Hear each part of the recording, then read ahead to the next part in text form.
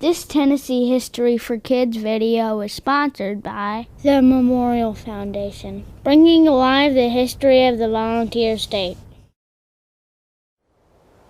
Oh, hey everybody, it's History Bill, and I'm in Haywood County, and check out this. Look at all this cotton.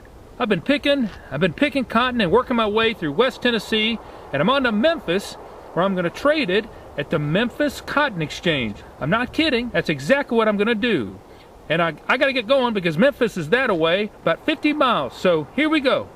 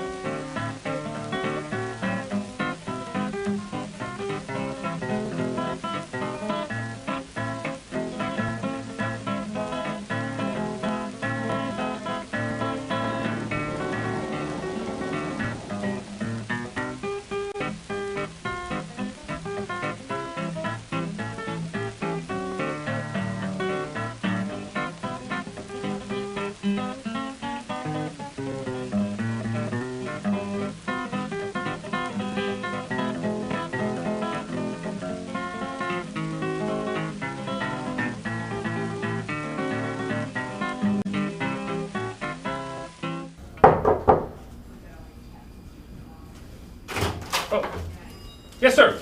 My name is History Bill, and I'm from Nashville. You may have heard of History Bill. Absolutely. But I came down from Haywood County. I walked, Okay. and I picked some great cotton.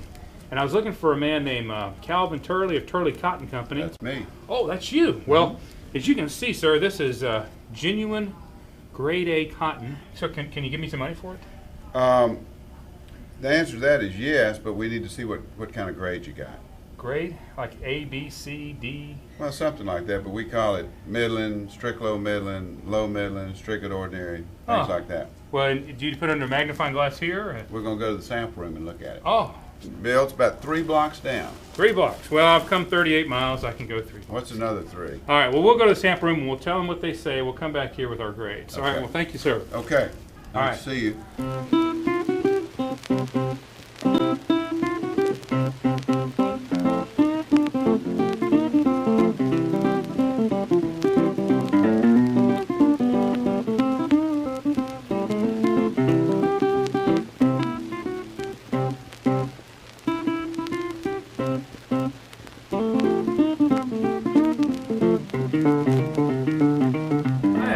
Excuse me, sir. I'm looking for the sampling.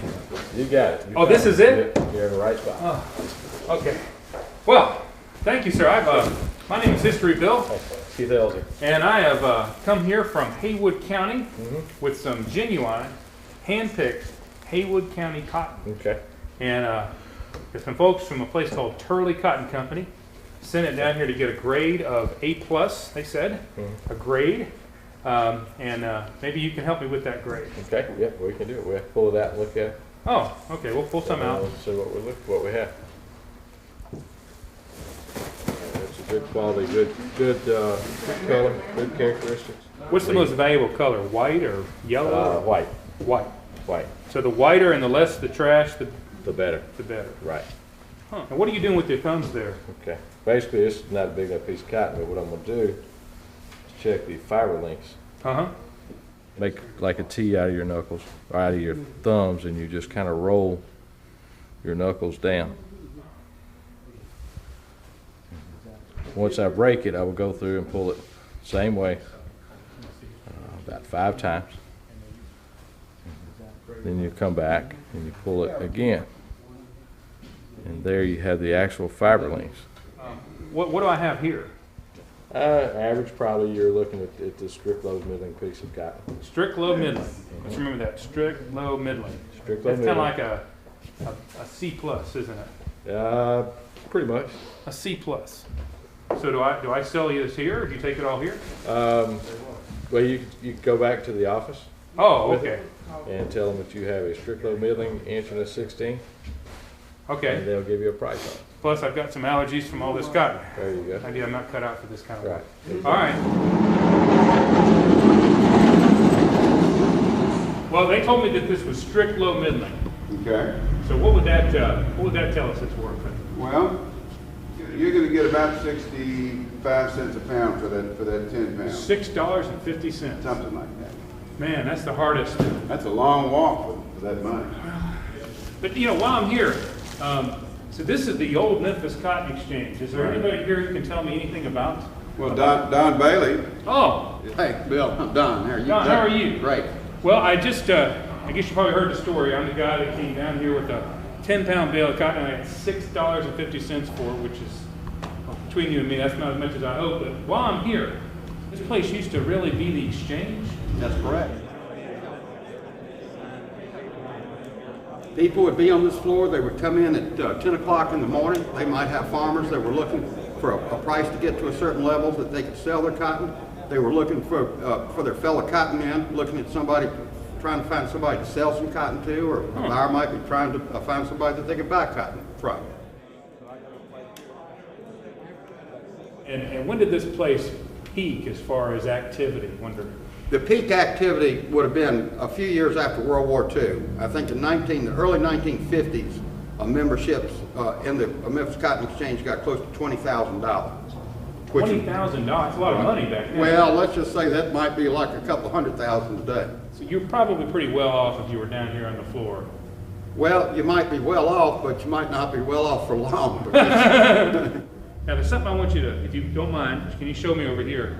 Now, what was so big about the cotton gin? Because I've read that it's one of the most important inventions in world history, but I don't know why that is. Before the invention of the cotton gin, people picked cotton, but then they had to sit down and pull the seed out of the cotton. For instance, in the year 1800, we produced about 75,000 bales of cotton in the United States. By 1830, just 30 years later, we produced 1 million bales. Now, I know that you make shirts out of cotton. That makes sense to me, but what does this stuff have to do with cotton? All the soap and the golf balls? What is this? Well, these are the byproducts from cotton. For instance, you'll see that those dollar bills down there. Yeah. Well, that's made out of cotton fiber, because you have some real strong cotton fibers that'll make good currency. They'll last a long time. So dollar bills aren't just paper, they're paper with cotton in it. That's right. I'm going to say that the bulk of these byproducts comes from the cottonseed oil, the oil that you get out of the seed that's removed from the gin. Yeah. They crush it and use the oil for different purposes. I couldn't believe how much there was to learn at the Cotton Museum at the old Memphis Cotton Exchange. By the end of the day, I'd kind of gone partial to my 10-pound bag of cotton and decided to take it back to Nashville rather than cash it in. It was a long walk back, and when I got home, I discovered that there is another use of cotton. It makes a nice pillow.